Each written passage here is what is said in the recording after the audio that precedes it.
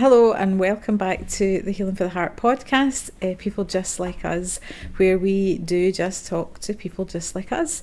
Today I am joined by Corey. I'm really glad that Corey's here, and we are going to have a bit of a chat about where Corey's at, how he's got involved with us, and the difference that that has made, along with a whole pile of other stuff round about mental health too. We never really know where these conversations are going because they really are just conversations. If you're watching this and you fancy getting involved in this and would like to come and guest and have a conversation here in our podcast, then please do get in touch with us. You can do that by emailing inquiries at healingfortheheart.co.uk, and we'll get back to you and schedule you in for one of our next recordings. So, without any further ado, let's welcome Corey. Why don't you tell us a wee bit about yourself, Corey, and how you came to be involved with us here at Healing for the Heart? Well, as you say, I'm Corey. I got involved with Healing with the Heart through wanting to access mental health facilities and through recovery. Technically, someone in recovery actually helped me find a Healing with the Heart. Originally, it was meant for me. I was meant to go along for aiming for trauma counselling, but I ended up coming along to the Made for More course that was held here.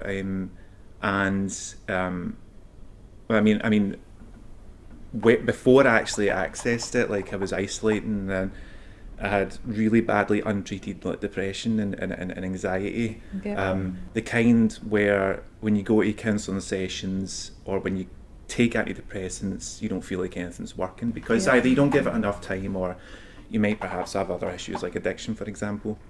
And I'm in recovery, and I'm comfortable in saying that because it's part of my life. And I accessed the services of Healing with the Heart, and therefore Made for More, through meeting with Donna and then doing an assessment, and we figured out what exactly it was that I needed to develop. Yep. You know what I mean? What my issues were, and it was person tailored, so it wasn't generalized or just thrown me at a deep end of anything. And it was really comfortable. I had a bit of emotional breakdown when I had the first assessment, because it was the first time somebody was asking me, what do you want? Yep. What do you want? How do you feel? What's your where's your direction in life, and how can we help it in that? Because usually, people asked that before, but they weren't I didn't feel like they had a direction or solution for me, and then that's when I discovered that I was in a lot of pain in terms of lack of purpose, social phobia, low self-worth, depression, the list goes down, and people will know what I'm talking about because it's branches outwards. Do you know what I mean? And so that's how I kind of I met with her. I went through the course, but I more or less mental health background, addictions and stuff like that. Cool. So what was the course about? What did the course do for you? So the course was 12 weeks, isn't it? Yeah, 12 weeks. And then so it got a bunch of people from all different walks of life together. Didn't have to necessarily be in recovery, mental health, all different kind of walks of life, and we came together and we did these topics every week: boundaries, resilience, self-worth, purpose, all different things. And each of these topics were proposed each week, and we discussed them like a group. Now, the beautiful thing about it is the fact that I sometimes got more from these than I would even from if I would get from counselling from certain places, because I was just because it was the immediate connection of people discussing how they really felt. Take boundaries, for example. When we opened up these topics in these groups, we discovered things about ourselves that we didn't know was latent within ourselves. We discovered lessons we took lessons from other people's lives about how they saw it, and then it was then it's discussed about pros and cons, what goes against what betters it, what goes against it, and then it's group work together. And so every week stuff like that happens. There's an initial assessment to assess where you're at, and then there's an exit assessment to assess how far you've came. And it's such a simple, a simple but beautiful concept, like a group of people coming together trying to like figure out how they work. And the great thing about it is there's like, it's not like a class environment where there's like right and wrong answers. Yep. It's your interpretation. Yep. The great thing about it is people just end up like you end up with this common reaction where people are, oh, I've forgotten all about that. I knew that existed within me. I just didn't know. I just forgot about it. So there were some mountains and stuff like that as well. And then when you come to the end of that, you can reconnect and volunteer in with it and co-facilitate and all of that. And it's like tying back in. And it's like it's.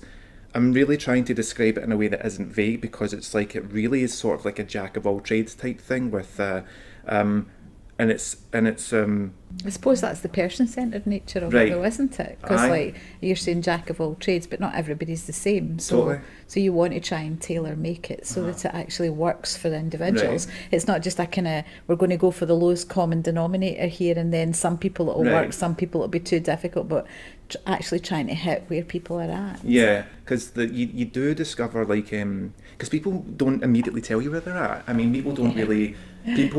Everyone has this thing, whether it be in situations like that or in work or whatever. Yeah. Everybody has like a ready-made personality that allows them to function in normal life. Yeah. And if they don't have that up, then obviously they start to kind of like, unravel a little bit. But then, as I've learned through that course, that sometimes the truth has got to sort of maybe sting sometimes if you want to have some change.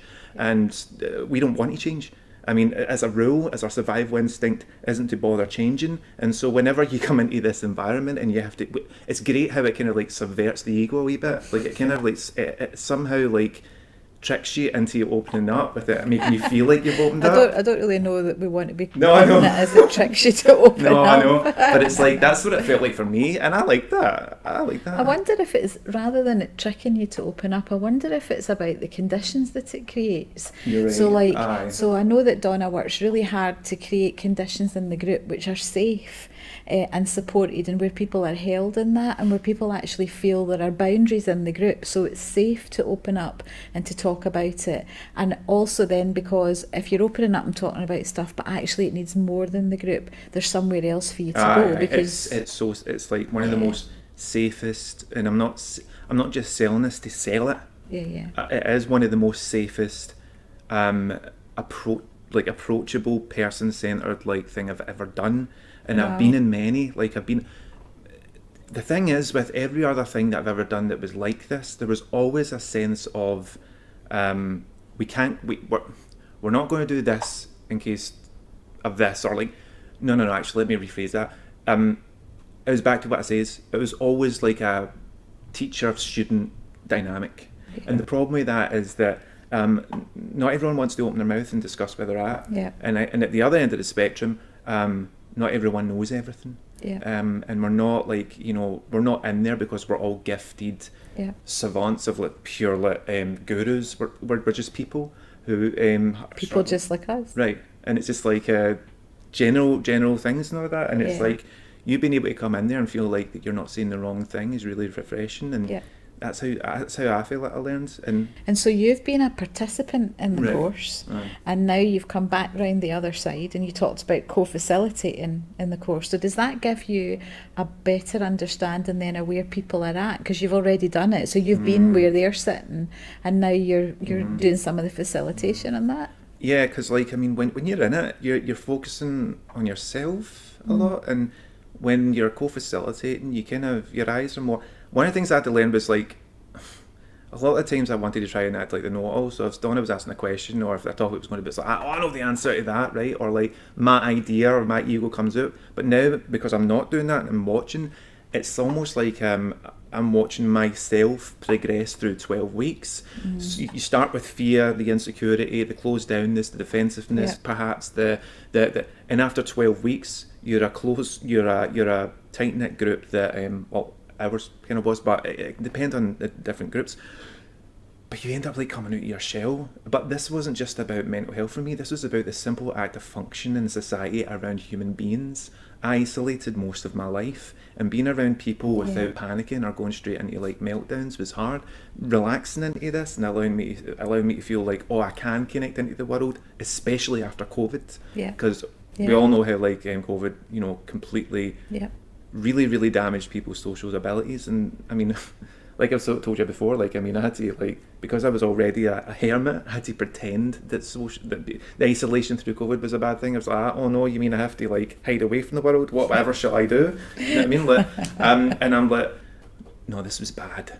This was bad. The fact that I find that acceptable was bad. So, like you said, like, I mean, like, I seen other people come out of that.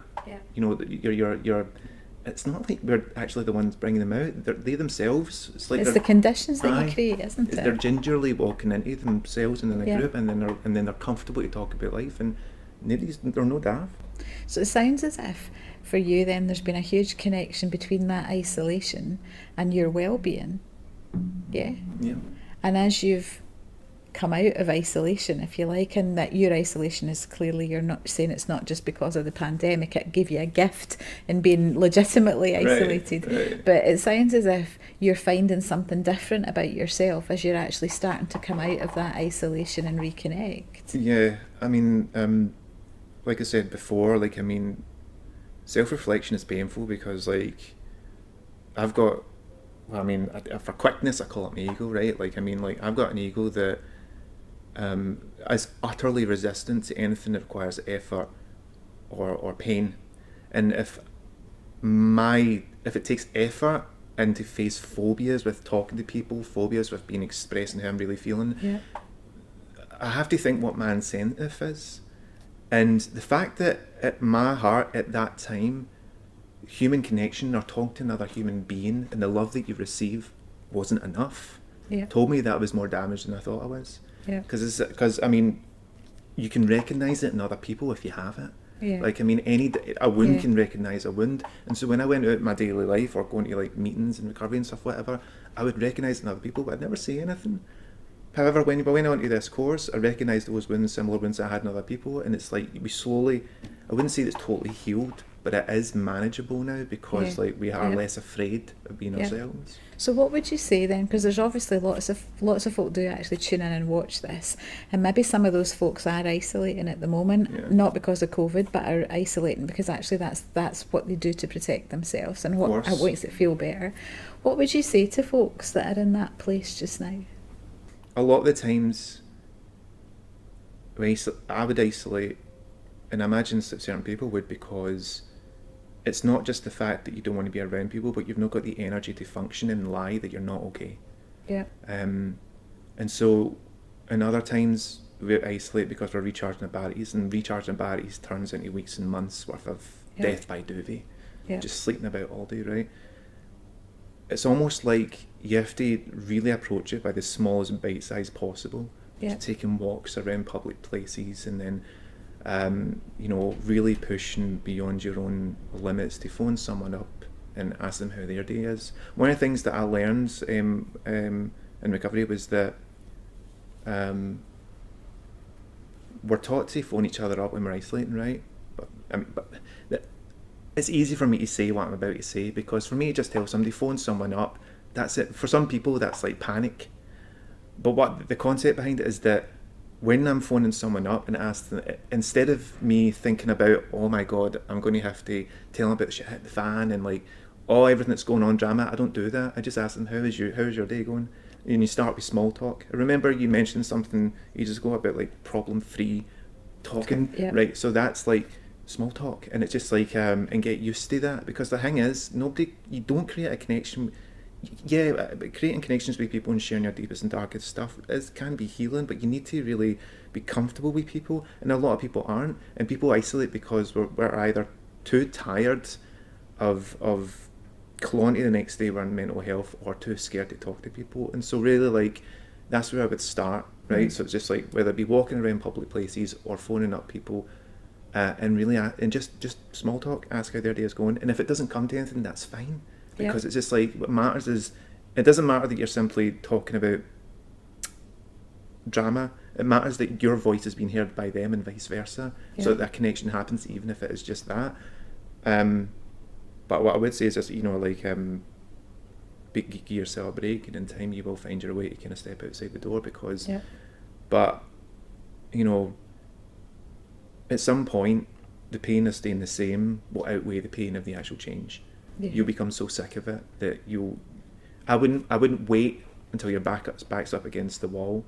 Now obviously people have different stages of their readiness to get out of isolation, but you kind of know at certain points when you're making it worse for yourself. Yep. So it is that thing of the thing that you're moving towards, that has to be better than the thing that you're, so the thing that you're staying, that you want to hold on to, or the thing that's causing you to stay stuck, has to be causing you more pain than the thing that you're moving towards. Otherwise you're not going to move. Totally. Why would you move to worse? And I think what you're saying about those tiny incremental steps is really, really important. It's much like the gym, right? So say if you want to be fit, and if you want to have a six-pack and you want to be built, right, people assume that they need to go for an hour a day, hit their weights 30 minutes and hit the cardio 30 minutes. No, you need to go to the gym 5 or 10 minutes, because if you go any long, because people don't want to do the tiny incremental steps. And even worse, when it comes to mental health, the thing that's similar to that is we don't want to celebrate the tiny little triumphs.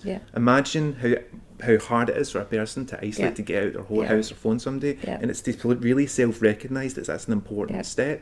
But we don't, because we want the what's the word I'm looking for, the metaphorical six-pack of the abs in the gym. We want to be there now and not later. Why? Because there's a lot of effort and pain from A to B. And we also live in a microwave culture that wants everything like that. That you can't just do one wee step at a time, and it might take you 12 hours to cook your dinner instead of 2 minutes to cook your dinner, so it's like, it is that tiny incremental thing. I think the celebration thing's really important there too, what you're saying, and I know that the stuff you're involved with Made for More actually is very good at that. So you talked about your, when you came into Made for More, it was your initial assessment and your midway assessment, and then your midway check-in, and then your end assessment, comparing those, and that kind of sounds a bit scary, assessment, what does that mean? But that was about measuring incremental steps, wasn't it? And celebrating the fact that actually you got out for a walk twice this week. It's the part of it that's like, what's the word I'm looking for? Self-appraisal. It's like, I mean, you're not really going to want to continue to do something if you don't have a self-reward system in place, and it does sound a wee bit kind of like formal, but like really it's just like, how often, like, I mean, like, for example, I've got a family member who, like, whenever she does DIY and you walk into your house and you go, oh my god, wow, this is incredible, she's like, no, I still need to do this, and that needs done. I'm like, I'm telling you, it's phenomenal, it looks great, doesn't hear it, because there's been no self, like, that's what I learned, like, I mean, there's no self, like, love or self-appraisal. When you do something good, recognise it. Do you know what I mean? Yep. And I suppose that's what we work hard at with the stuff that we do here across the board, but in particular in Made for More and the personal development stuff, is how you start to develop those tools and those ways of being where you're kind to yourself, and where you do appraise yourself, and when you do celebrate yourself. And I suppose part of that is we model that, and we join in with that celebration in terms of moving. It's like you said before about the what's it like from you seeing it from the other end. Yeah, I'm celebrating other people's things and stuff like that as well, but as I do, because like, not everybody's going to, like, like, I mean, say that's well done for recognising that, or like, but not everyone you can say it, but not everyone will take it seriously. A lot of our defence mechanism is to pander stuff off with humour. So I've been blah blah blah. Do you know what I mean? It's just like, I was the other thing I learned for that course as well. Like, if anybody gave me a compliment about the development of my mental health and about who I was as a person from the beginning of that course to the end, every time I made fun of it with myself, it was reminding me that you didn't do anything. And by me making fun of it, I was almost like, you belittle it, don't you? As funny as it was, and as much as I was making other people laugh, it comes from a place of, like, self-sabotage and self-harm. Why? Because I didn't feel good enough. And that's one of the great things about that course. It's just like, it makes you feel like you're good enough to be Fabulous. Just be. Yep. So we always ask the same question of all our guests on this podcast, okay? And you've had a bit of pre-warning, all of about 5 minutes. So if we give you a magic wand, you could wave it and you could change one thing about society or culture or whatever today that would massively impact mental health for good, what would it be? What would you change? There's a few things. I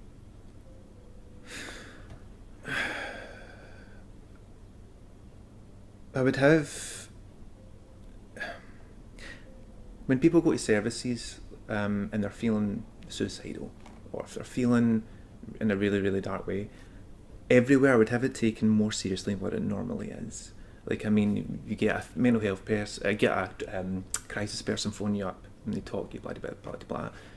But really, when I look at that side of things, there's not really enough being done on that from what I've seen. The other thing is, as well, is I can give you a direct example, not of that. I mean, I just feel like there could be more done for that part. The other thing is, and I understand why they do it, but like, if you are an addict and you need mental health help, and you phone up the mental health team and they turn to you and say, we can't help you because you're tied in with the clinical addictions team. Just like, well, I need mental health now help. I've getting addiction help from meetings and blah, blah, blah, and I'm going to CAT team, but you're saying that I can't access these services because I'm an addict. Yeah. And what that does is, and fair enough, I can see where all the bureaucracy stuff comes into it and like all their regulations, but by telling them that you can't access the service reaffirms the trauma of rejection. That's right. And so it's like somebody goes along for a certain kind of help they require, trauma counselor, whatnot, and they can't do it because they need to get off their script or they need to do whatever with it. Because not everyone goes out, because they are, for me, they're assuming that when you go along to that, if you're an addict and if you've possibly been using, that you're not compass mentis enough to take in what's being taught or talked about. That's not the case. Yeah. Not every addict and alcoholic is like that. So that really is all about siloed services, isn't it? It's about, you're either in this service or you're in this service or you're in this service, and it doesn't feel like it's always joined up. Mm-hmm. And it's also recognising too, I think what you're saying is recognising the connection between things like addiction and mental health issues.